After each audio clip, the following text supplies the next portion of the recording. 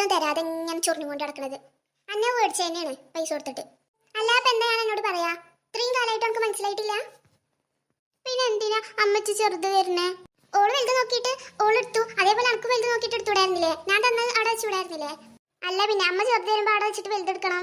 അല്ലാതെ ഇങ്ങനെ കരണം കൊണ്ട് ഒത്തിരിക്കാച്ച പൊട്ടത്തിയാ. അനക്കൊരെന്തോ അല്ലേ നമ്മളെ ഇജുമുണ്ടണ്ട, ഇജാണ് എല്ലാത്തിനും കാരണം. അന്നെ ഇങ്ങനെ തലമ്മ കയറ്റി വെച്ചുമ്പോ ഇത് തലമ്മ പോലെ നിറങ്ങ. എനിക്ക് രണ്ടാളും ഒരേപോലെ തന്നെ, അല്ലാതെ അന്നെ പ്രത്യേക ഒരു ഇഷ്ടമൊന്നുമില്ല. എന്റെ രണ്ട് കുട്ടികളും കളഞ്ഞേ. അമ്മക്ക് ഇന്നല്ലേ കൂടുതൽ ഇഷ്ടം? എനിക്ക് രണ്ടാളെയും അതേപോലെ ഇഷ്ടം. രണ്ട് ഞാൻ പ്രസവിച്ചു തന്നെയാണ്, അല്ല ഒന്നിനെ വേറെ എവിടുന്നേലും മേടിച്ചോന്നല്ലേ. ഞാൻ ഇതൊക്കെ നിങ്ങൾക്ക് തരണം എന്ന് വിചാരിച്ചിട്ടായിരുന്നു. നീ ഇതിപ്പോ ഏതായാലും വേണ്ട. ഞേ അത് തിന്നേ മയങ്ങള്. ഇതേ ഞാൻ അപ്പുറത്തെ കുട്ടികൾക്ക് കൊടുക്കട്ടെ. ഓൽക്കൊന്നും ഓല അച്ഛനും അമ്മയും കൊടുക്കാനില്ല. ഓലൊക്കെ പാവപ്പെട്ടോലാണ്. നിങ്ങൾക്ക് തിന്നാണ്ടായിക്കോട്ടെ വിചാരിച്ചിട്ട് അച്ഛൻ വരുമ്പോൾ ഞാൻ കൊണ്ടുവരാൻ പറഞ്ഞപ്പോൾ നിങ്ങൾക്ക് അഹങ്കാരം. കിട്ടാത്ത എത്ര കുട്ടികളുണ്ട് നമ്മുടെ നാട്ടില്.